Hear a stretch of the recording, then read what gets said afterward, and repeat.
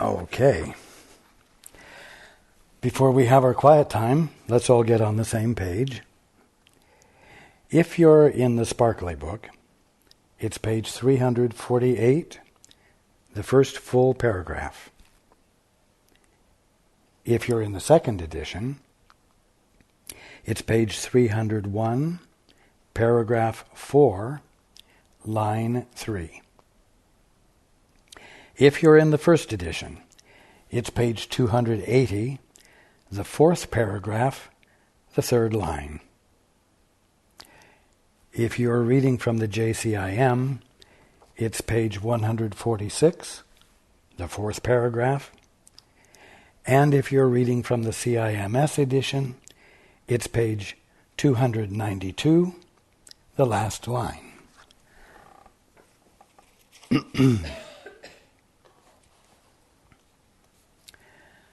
Okay, let's take a few moments to be quiet together.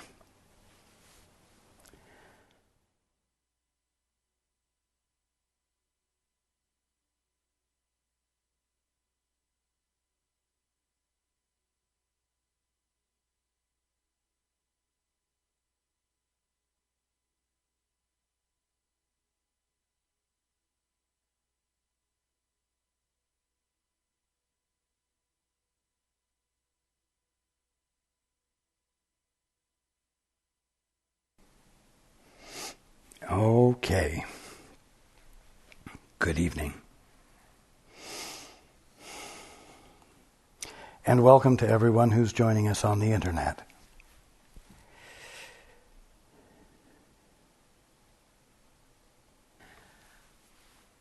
I cannot emphasize enough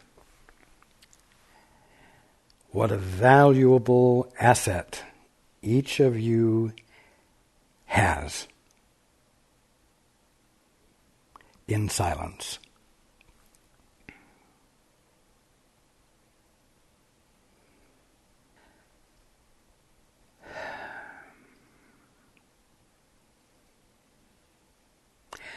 Silence is the threshold to home.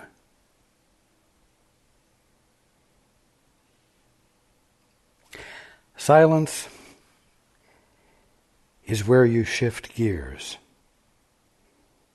from autonomy to union.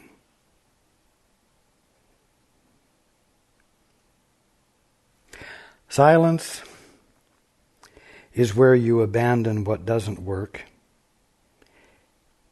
in favor of what does work in filling you.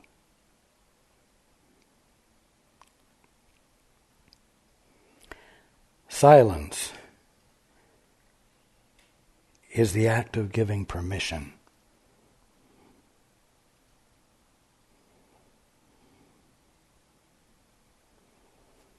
Instead of giving orders.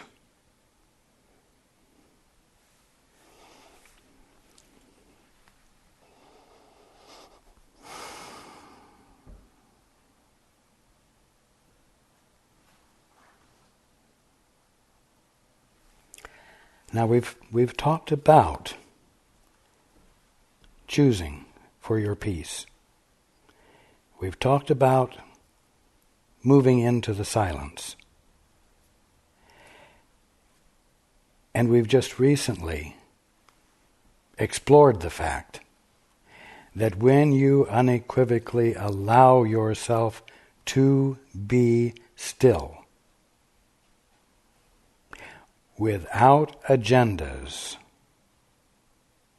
without willfulness, without the slightest indication, the slightest inclination to assert yourself, all by yourself, something happens. Atonement.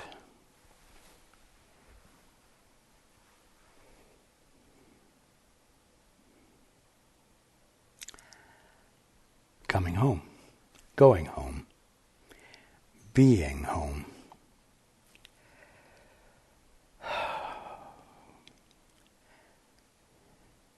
Now, when you dare to become silent in the way I just described, what happens? What is now absent that was before present, that before blocked the experience of atonement, of going home?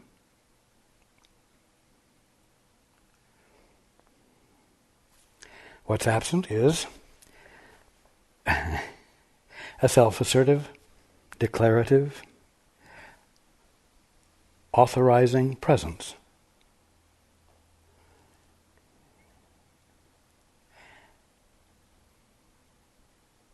It can be called the ego. And so, when you go into the silence, you're abandoning everything that the word ego means. And more than the accepted psychological definition of ego.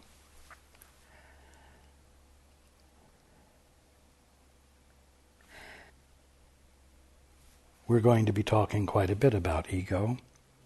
It could seem quite complicated. But at the bottom line, the absence of the ego is the absence of thinking, the absence of assertive willfulness, the absence of an independent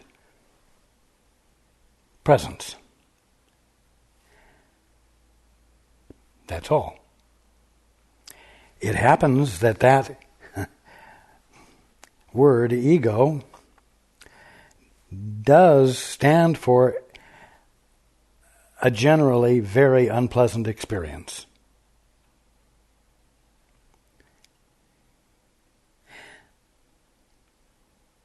But what it will be helpful to you to remember is that it doesn't represent anything actual.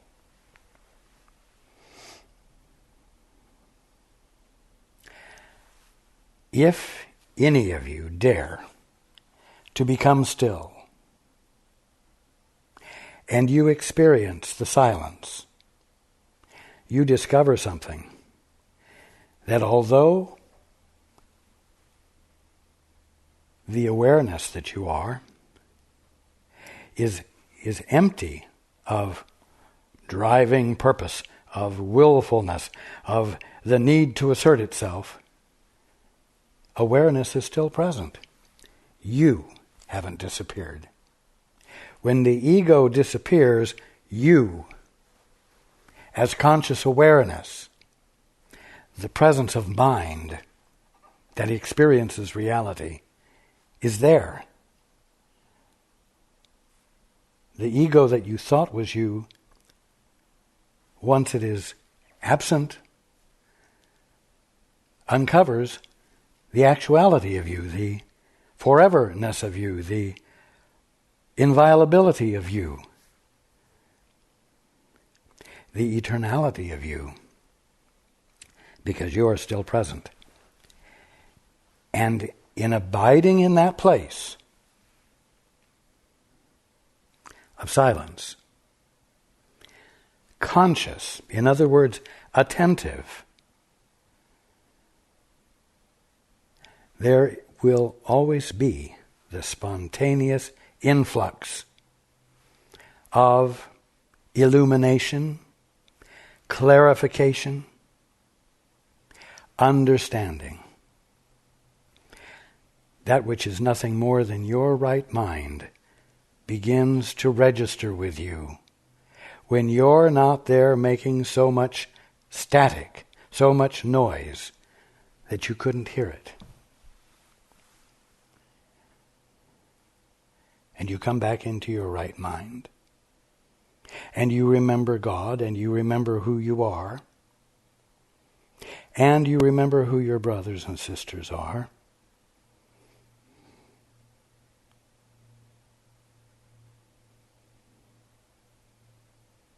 So, to pull this together, there is, we'll say, you, the uninterruptible conscious experience of being, that is you, which is either filled with assertive, willful,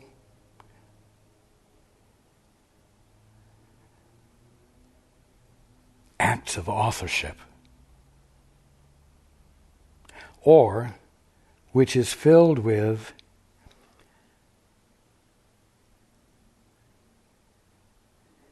the invitation, the emptiness, which wishes to be filled by that which is real, that which is your right mind, that which is the presence of God being all there is to you.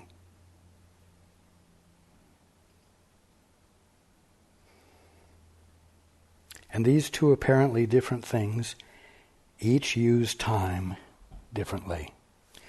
And that's what we're going to read about. That's what we're going to discuss this evening. And so let's go into the book.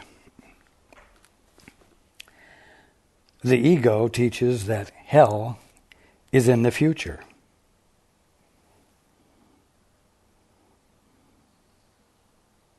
Of course, it teaches that everything is in the future. Your good is in the future. Your wealth is in the future.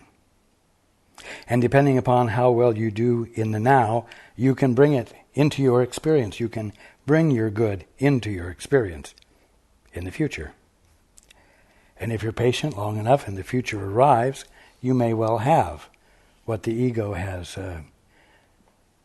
driven you to use as your goal. So the ego teaches that hell is in the future. For this is what all its teaching is directed to. Hell is its goal. Now let's just be clear. When you said, Father, I'd rather see it my way. Father, I want a divorce. Father, I want to decide what everything is. You pulled back from creation. You pulled back from your participation in creation and attempted to stand separate, which you can't do. And as we have discussed endlessly, in that act you created dissonance for yourself.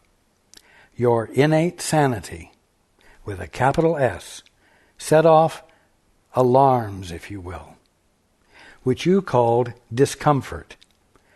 And the discomfort had a simple purpose, to say, stop doing what you're trying to do. It won't work.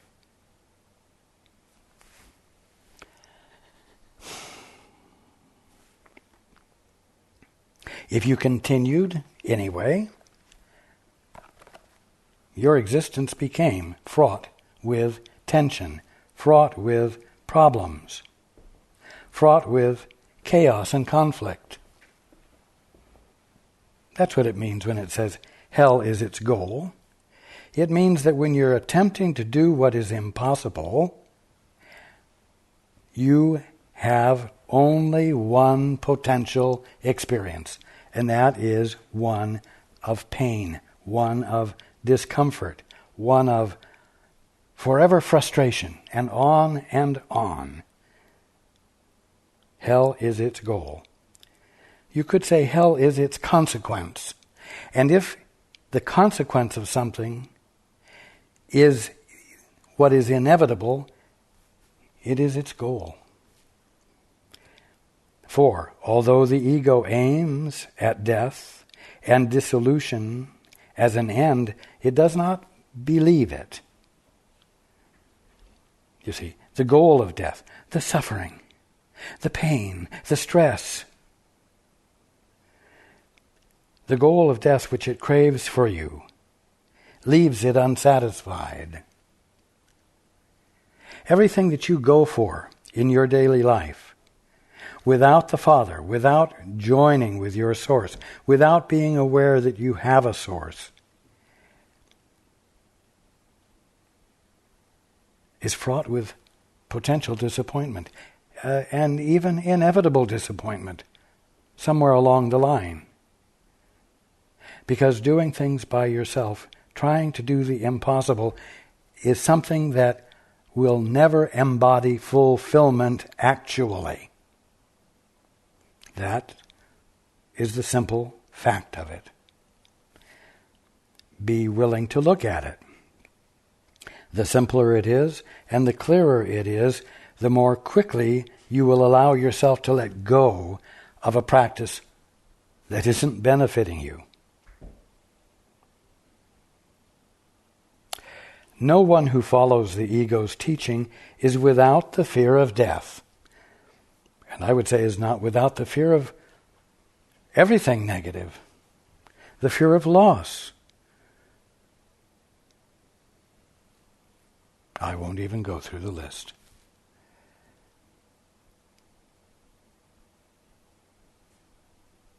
No one who follows the ego's teaching is without the fear of death.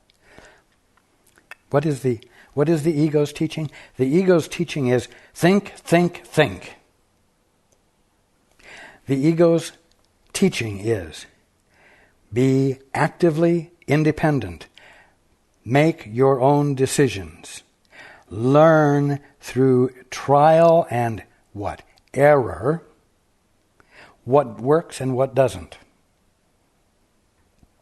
And then employ the knowledge to more skillfully control your good into your experience. Even though you won't be able to hold on to it, because why? It's not your birthright. It's not built into the system of independence.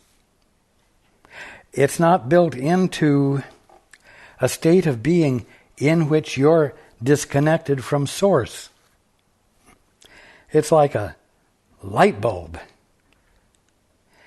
It can't possibly become illuminated if it's not plugged in.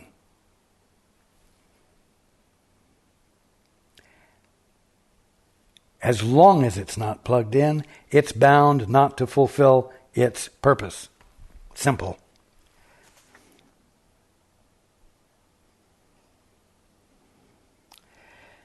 No one who follows the ego's teaching, which is think for yourself, act for yourself, do for yourself, is without the fear of death. Yet if death were thought of merely as an end to pain, would it be feared? We have seen this strange paradox in the ego's thought system before, but never so clearly as here.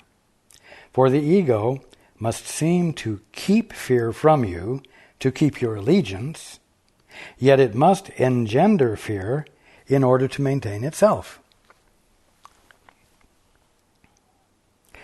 Well, in order to maintain itself, it must be that which originally said, Father, I want a divorce. I would rather make decisions for myself.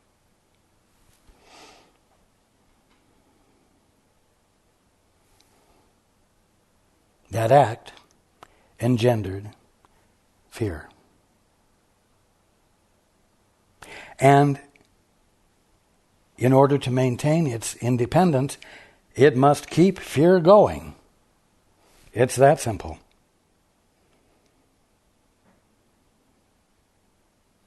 Again, the ego tries, and all too frequently succeeds, in doing both, by using dissociation for holding its contradictory aims together, so that they seem to be reconciled.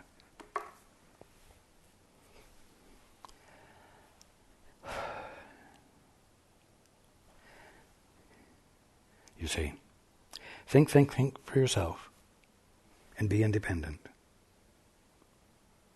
Demonstrate your independence by thinking by yourself. Thinking logically by yourself.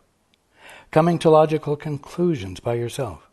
Making decisions based on those logical conclusions by yourself.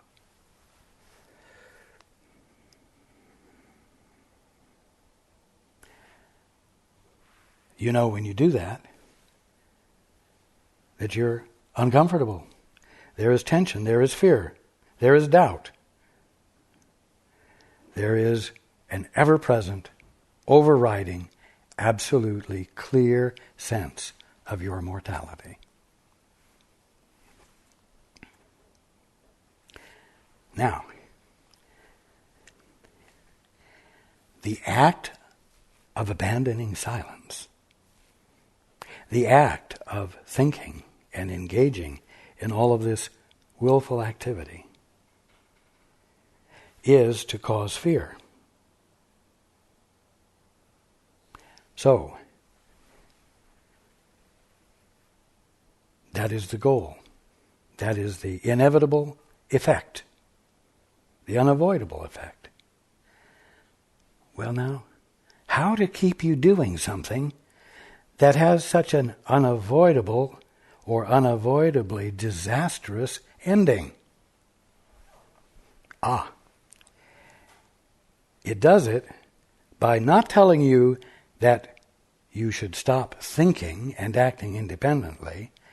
It tells you that because you can think, you have the capacity to overcome the fear. You see?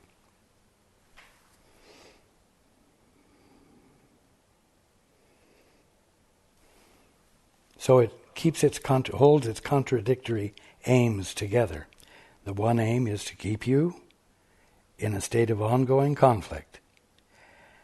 And the other is to keep you from abandoning it by suggesting to you that the very thing that is creating the conflict can be used to overcome it. You see? It covers its you-know-what from both directions.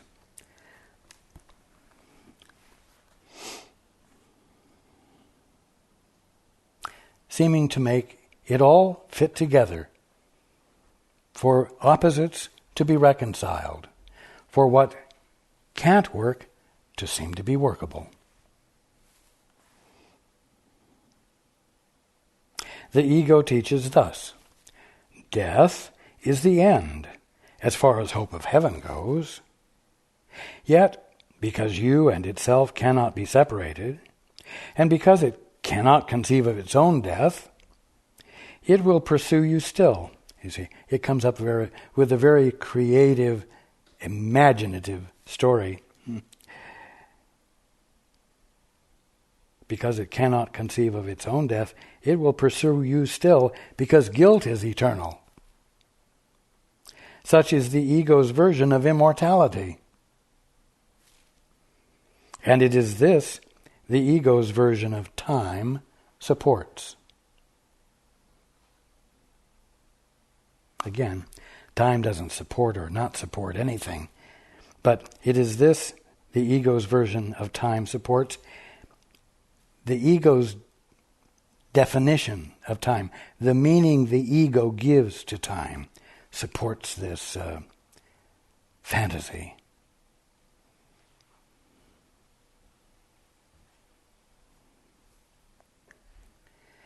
And when you don't realize that the solution is so simple, that all you have to do is stop thinking, that all you have to do is to go into the silence. When you don't realize that, you're caught. And the fear keeps the engine going. The fear makes you think harder. The fear makes you try to be more creative in your thinking, more creative in your independence. And the engine keeps the illusion going when the solution is to shut up. It's so simple.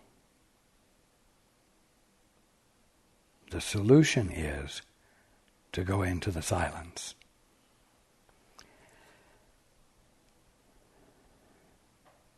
The ego teaches that heaven is here and now because the future is hell.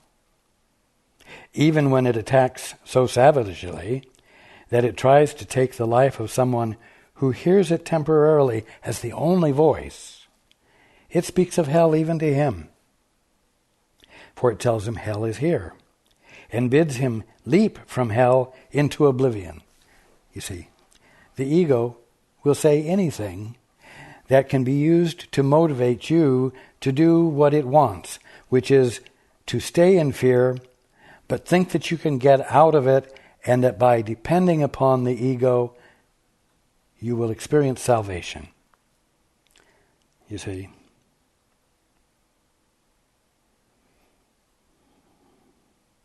The ego teaches that hell is in the future, and the ego teaches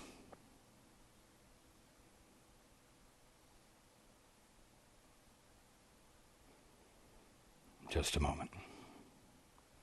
The ego teaches that hell is in the future, and the ego tells him hell is here, and bids him leap from hell into oblivion. You see? And to those who are caught up in the need to be actors, those taking action, those being authoritative and exercising authority, it's very hard not to take the direction when the ego says that hell is here and bids him leap from hell into oblivion. Yes, do anything to get out of the dire straits that I'm in, to get out of the hell I'm in. I've got to do something. I have to take action. When the exact opposite is the answer. Value your peace. Value this incredible asset, which is yours, which is silence, stillness. No matter how rugged things become, the answer is still going to arise out of the peace you choose for and move into.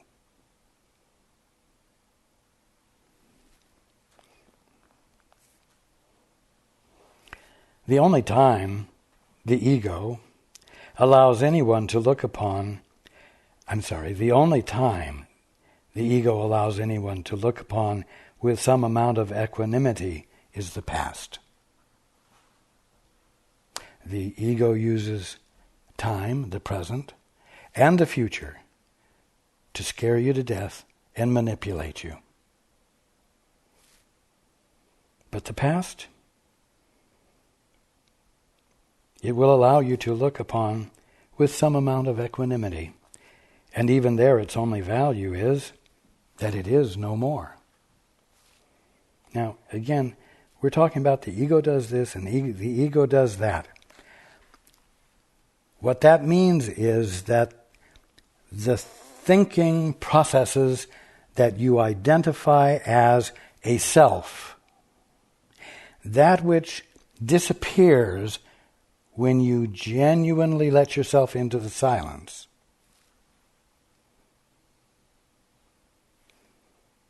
has these effects. That's all it means. So don't keep thinking of the ego as a self-directed, intelligent presence which simply is negative in its approach to life. That's giving it too much credit. It's not a presence at all. It's just a habit of a poor use of mind. That's all it is. And that's why when you choose to value silence, and to the best of your ability throughout your day, you try to attend to your affairs from that place of peace, instead of the habitual place of reaction. That is what will move you into the experience of atonement.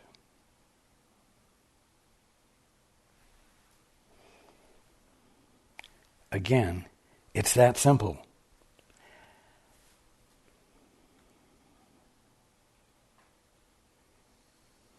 How bleak and despairing is the ego's use of time, and how terrifying. How bleak and despairing is the experience of being a self-created thinker. That's what it means. Bring it into these terms so that it will begin to be easier for you to lay down that use of your mind and lay it down in the middle of your daily activities, in your so-called secular life.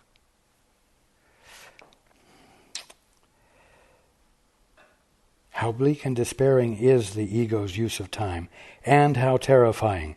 For underneath its fanatical insistence that the past and future be the same is hidden a far more insidious threat to peace. And I'm going to add, which it won't divulge to you. The ego does not advertise its final threat, for it would have its worshippers still believe that it can offer the escape from it. In other words, the thinking mind would offer that it can provide you escape from your problem, the ultimate threat, through the use of your thinking, your capacity to think. But the belief in guilt, and here's the secret that the ego would keep from you. The belief in guilt must lead to the belief in hell, and always does.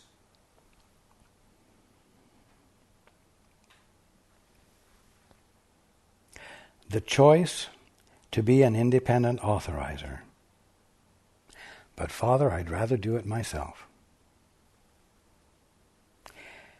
Will always and can only,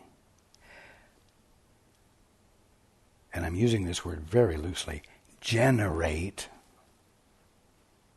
an experience of utter futility, of forever failure, and for uninterrupted suffering of one form or another. Suffering because there's this tension brought on by your innate divine sanity that is telling you that you're trying to do something impossible, and the simple answer is to just stop it.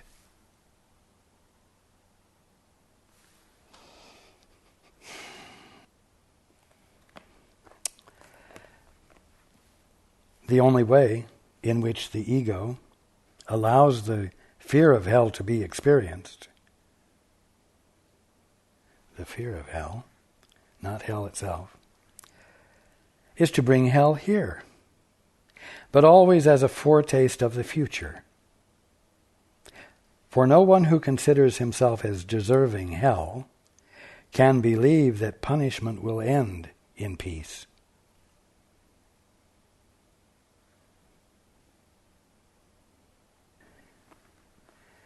If you're not going to wake up, this is all you're faced with.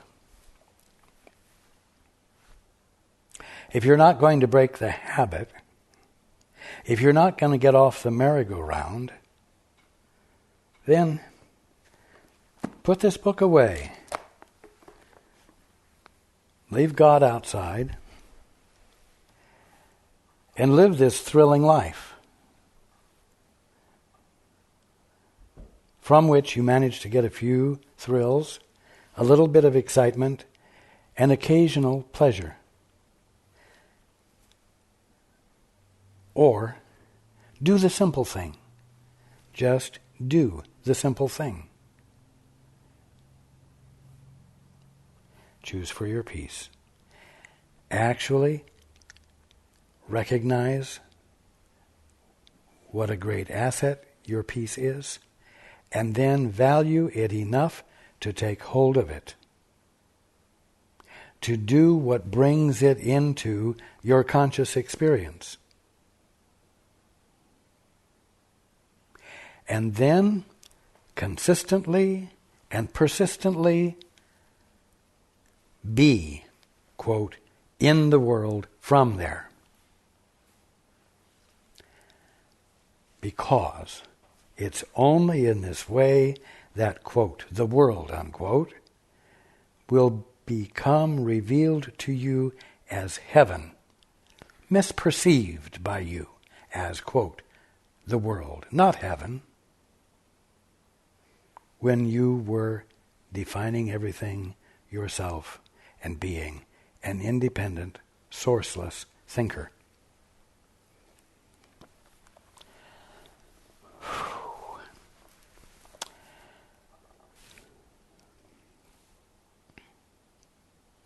Now, on the other hand, the Holy Spirit teaches thus: there is no hell. Hell is only what the ego, what? The horrible ego? No. The act of thinking, just simply the act of thinking on your own.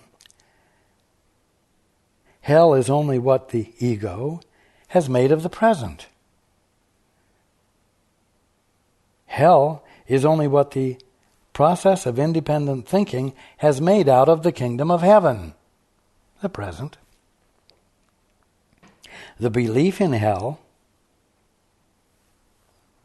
the belief in all the definitions that you have come up with and that your ancestors came up with and passed on down to you, is what prevents you from understanding the present, meaning the kingdom of heaven, because you are afraid of it.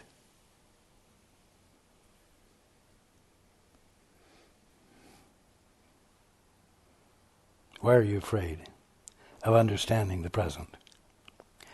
Well, it's not so much that you're afraid of understanding the present as it is that you're afraid to let it go of the control you're exercising to save your ass, because you are convinced that you are a mortal doomed to failure who, however, through the excellent use of thinking, can make a halfway decent experience of life for yourself.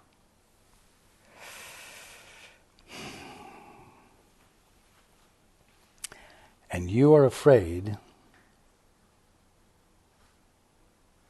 to embrace the sense of vulnerability that you are sure you'll be faced with if you abandon the control, if you go into the silence without an agenda. Without an agenda, you can't afford to be without an agenda. Everyone else with their agendas will override you in your weakness, in the absence of your strength and the strength of your agenda for yourself to survive.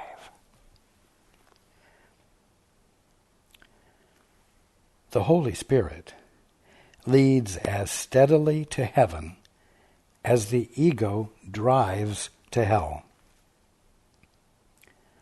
For the Holy Spirit, who knows only the present, uses it to undo the fear by which the ego would make the present useless.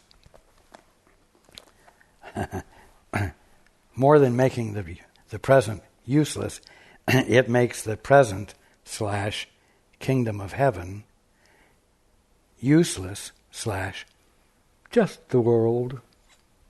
Just the world.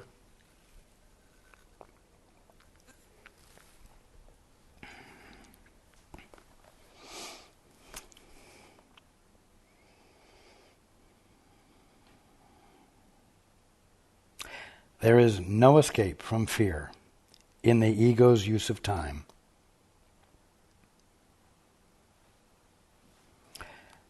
There is no escape from fear in the thinking mind's use of time.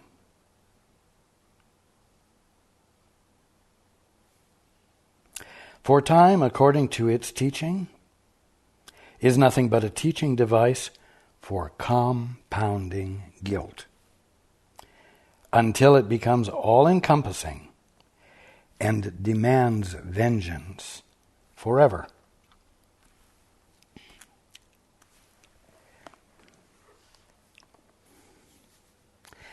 Now there is a God, and the Father would not leave you comfortless, and the Father would not leave you trapped, caught in a self-perpetuating movement of self-destruction.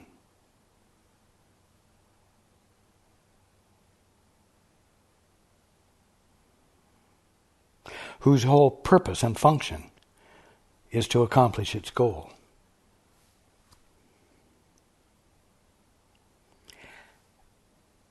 And so there is the Holy Spirit.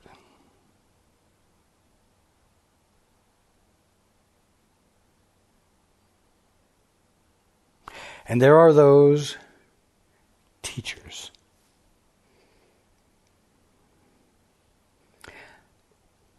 who have been willing to be touched by the Holy Spirit, touched by God, who were willing to abandon their thinking and to succumb to, yield completely to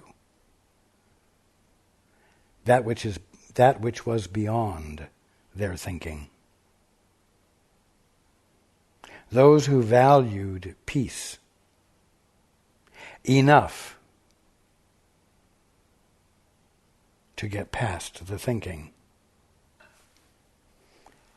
and be a window, you might say, into the dream.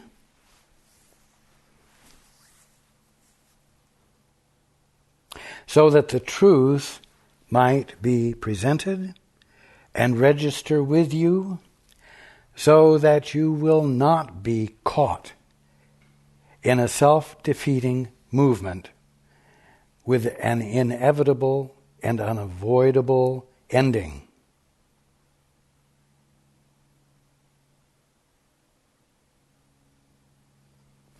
But do be aware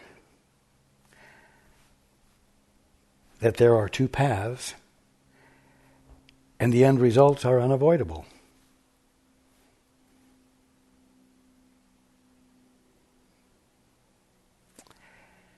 What do I mean by that?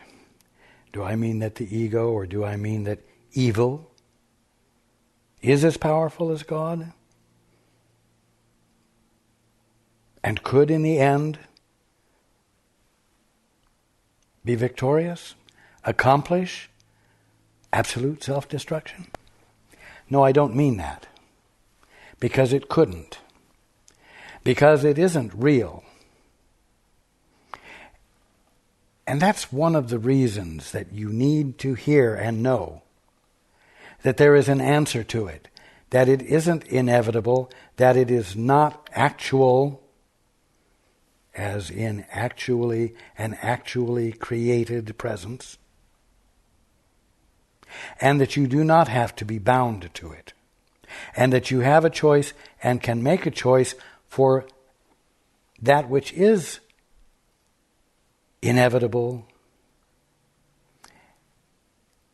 and will succeed, if I may put it that way, will bear truth, bear witness to the truth, uncovering it completely.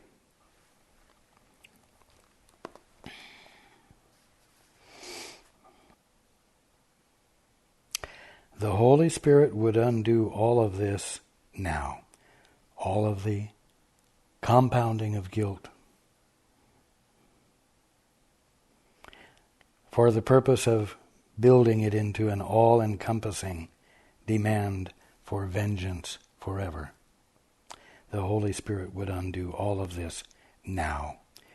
Fear is not of the present, but only of the past and future, which do not exist.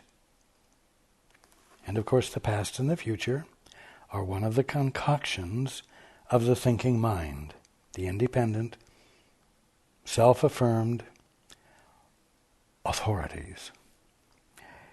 There is no fear in the present when each instant stands clear and separated from the past. Now I know that makes it sound as though it stands clear and separated from the past, and so there are two things. But I promise you that when you allow yourself to be still, present in the moment, without memory, then your full conscious awareness of the moment is just that, full conscious awareness of the moment.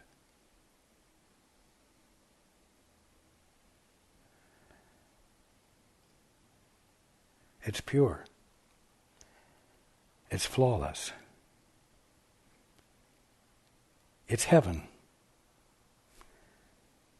Not encumbered, not colored by, not biased by memory.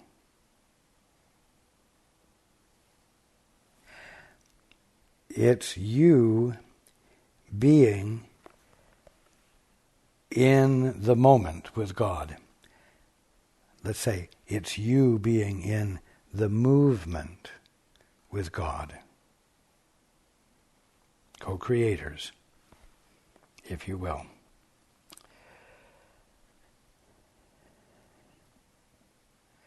There is no fear in the present when each instant stands clear and separated from the past without its shadow reaching out into the future.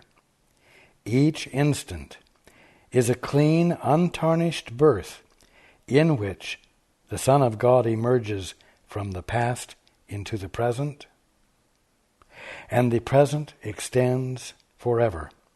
It is so beautiful and so clean and free of guilt that nothing but happiness is there.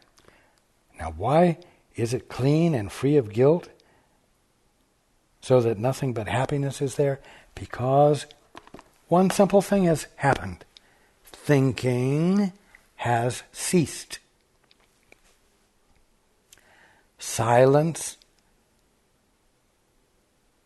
desired and embraced, prevails. You see? No darkness is remembered, and immortality and joy are now. Why? Because silence has been valued and embraced.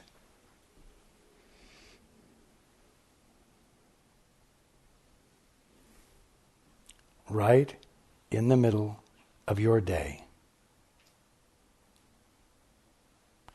You don't have to go to a synagogue. You don't have to be in a church or a temple or a hovel or a cave. You can be in any one of those places and any of all of the rest of the places in the universe that you can get to. The point is to be present in the now, thoughtlessly, in the silence.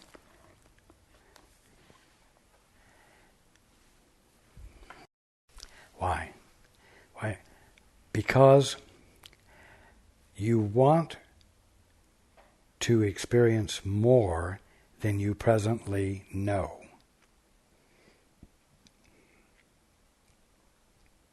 Remember, we talked about the fact that the only thing that limits the Holy Spirit in his function of bringing the remembrance of who you are to your awareness, is the degree to which you think you know. And to the degree that you think you know, you're not receptive. And the Holy Spirit cannot address you.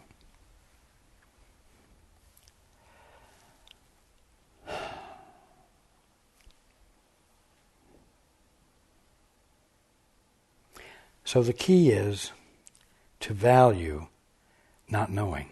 The key is, let's turn it a little bit to make it more inviting. The key is to want to know more than you presently know. As I've said before, what is the more of God that is here in what I see? What is it of actual creation that is here for me to see in everything that I thought was just the world? That curiosity constitutes opening the door of your mind to go beyond what you presently know.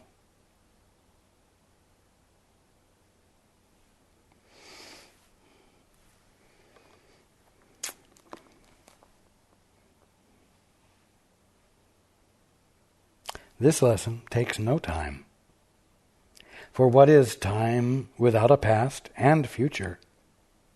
It has taken time to misguide you so completely, but it takes no time at all to be what you are.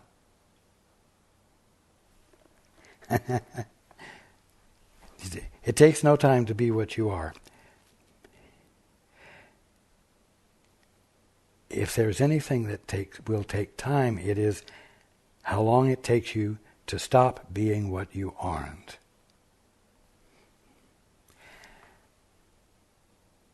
And you can do that by choosing for your peace and meditating and going into the silence. And valuing the silence more than just a means of lowering high blood pressure.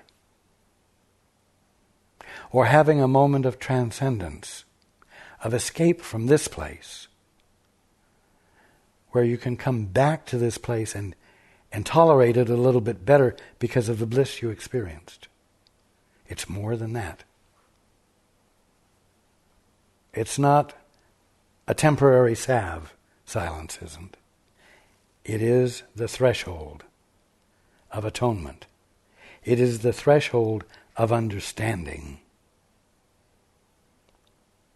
It is the threshold of discovering the kingdom of heaven all around you now, today, here, quote, in the world, unquote.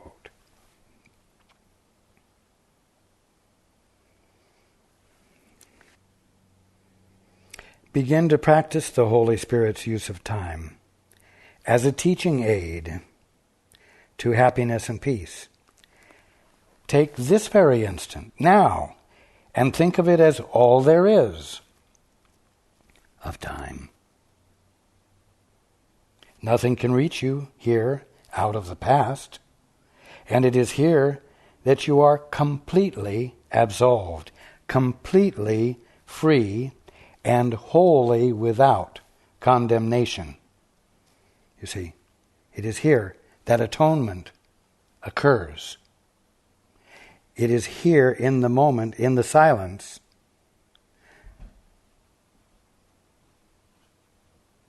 that you wake up. Value it.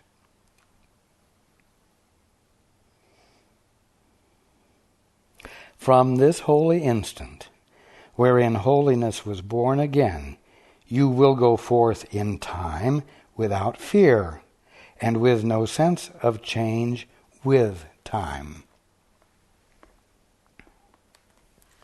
Threshold, threshold, threshold. The threshold of awakening goes with you wherever you go, because it's in where? Your choice between autonomous authority and the static of it and the silence in which awakening and atonement can occur.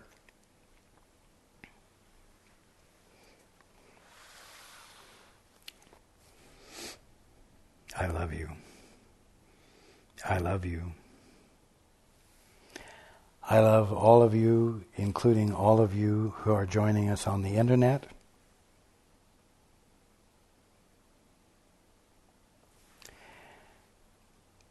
And I look forward to being with you next week. Okay.